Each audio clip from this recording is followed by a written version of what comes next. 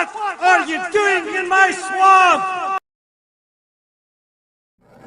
Hello everybody, this is Overboy, and I'm going to be doing my review for the 2011 movie War Horse.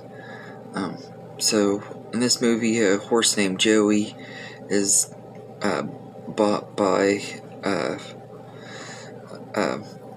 man named Ted, who is wanting to use him as a plow horse and everything, even though he's a thoroughbred and really isn't equipped to be a plow horse, and everything, and he buys him and stuff, and they're about to lose their farm and everything, and Ted's son Albert forms this connection with the horse and ends up being able to get him to do the plowing and stuff and to save their farm, and it just rain destroys all the crops anyway, and they're on hard times and everything, so Ted sells him when World War I starts and everything. He takes Joey and sells him, and Albert promises to try to find him again and everything, and they're separated and everything, and most of the movie is Joey going from owner to owner throughout the war and everything until things come full circle and he's back with Albert, but Joey faces all kinds of difficult obstacles and stuff throughout World War I. Like, it's a really good movie. This movie really took me by surprise on how much I enjoyed it. It's one that when it came out and stuff, I saw the trailers and wanted to see it and everything, and then every time I would try to watch it, I checked it out at the Redbox a couple times and checked it out at the library. Every time I would try to watch it, the disc wouldn't work, and I finally got it on DVD a couple months ago and stuff when I was getting all the Spielberg movies so that I could start doing these reviews and everything, and I finally got around to watching it tonight, and this movie was really, really good. It's really underrated. I know a lot of people don't like it because they say it's overly sentimental and stuff, and it is, but it also has that brutal war stuff too that you expect from a war movie with Spielberg, although it is tamed down a lot because this one's only PG-13, so we see more of the aftermath than we actually see the violence in this movie. But it's a really, really well-made movie, and it's based on a popular children's novel, which I honestly don't think I've ever read. I've heard it, I remember hearing about it in school and stuff, but I never read it, and there was even a play based on it as well, and I've never seen the play either, but I absolutely enjoyed this movie. I thought it was a really well done movie, and it was really engaging and intense and stuff, like it made you scared for this horse and stuff. And there's parts in this movie where stuff happens and the horse, even though it doesn't talk or anything, you can feel like its emotions and stuff. Like, and Spielberg did a really great job on that and everything, because the horse is pretty much the main character and everything, and the human cast are all really good. There's a lot of really big names in here. Some of them are people that were just starting out and hadn't become big yet, like Tom Hiddleston is in here. He's the one that the first soldier to take him and everything. He's a really likable character. He has a really small amount of screen time, but he's really good in here.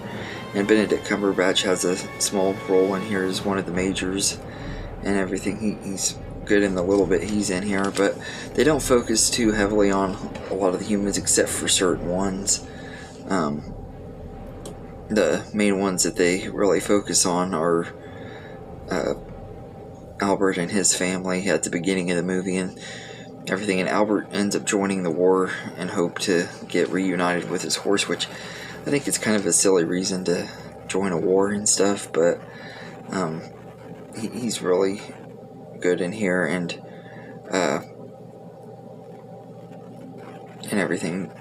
And I think this was his first movie too. I think I've seen him in a few other movies, but he's pretty good. And his father Ted is played by Peter Mullen, and he's really good in here. And Emily Watson plays his mom Rose, and they're all three just really good in this movie. And David Thewlis, who was in Harry Potter and Wonder Woman is in here as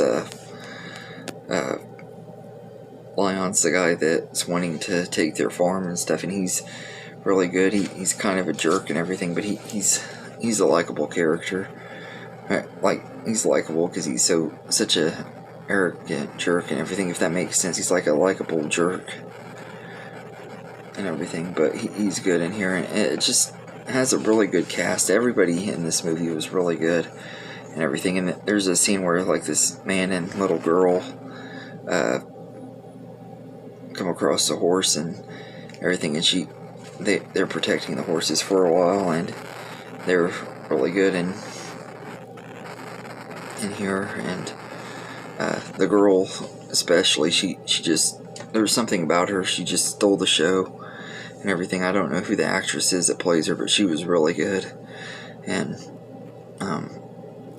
everything. But I do think that the story could have been trimmed down a little bit, though. Like, the movie's almost 2.5 hours, and it could have been trimmed down a little bit, maybe taken 20 minutes or so off of it, made it a little bit faster pace. But I still think it was a really entertaining movie, and I think it's a way better than most people say it is. Most people I've seen reviews and stuff on say they didn't like it. It's one of Spielberg's weakest movies and stuff, even though it did get pretty good critical praise, like from regular movie critics and stuff, and it did good at the Oscars. I think it got a few nominations there, but it didn't win any of them, unfortunately, which is kind of a shame, because this movie really deserved the love that it got, and it's really underrated, and actually it would probably make my top 10 favorite movies of 2011 if I were to redo that list sometime. But the cinematography in this movie is just absolutely beautiful. Some of the best cinematography in a Spielberg movie, and probably the best at this point since at least AI, artificial intelligence, and everything. It was really beautiful movie and everything. And John Williams' score is really great too. Really beautiful score, and fits the tone of the movie really well, and it's just really great movie. And you don't see very many World War I movies anyway and everything, so I thought it was kind of cool getting to see one of those as well and everything, because you don't see them very often. And I like that it has a unique setting and stuff, and it's a lot better than it gets credit for, and I really enjoyed this movie. So I'd say I'd give it an 8 out of 10. It's really great movie. I look forward to revisiting it every now and then and stuff. It's the one war movie that's not like super brutal, although it does have its brutal and intense moments, but most of it is just seeing the aftermath and stuff. But that's what I like about it. It's not like in your face brutal, but it's still brutal at the same time, if that makes sense. But yeah, anyway, so let me know in the comments what you think of War Horse, and I hope you enjoyed this video, and have a good day, everybody.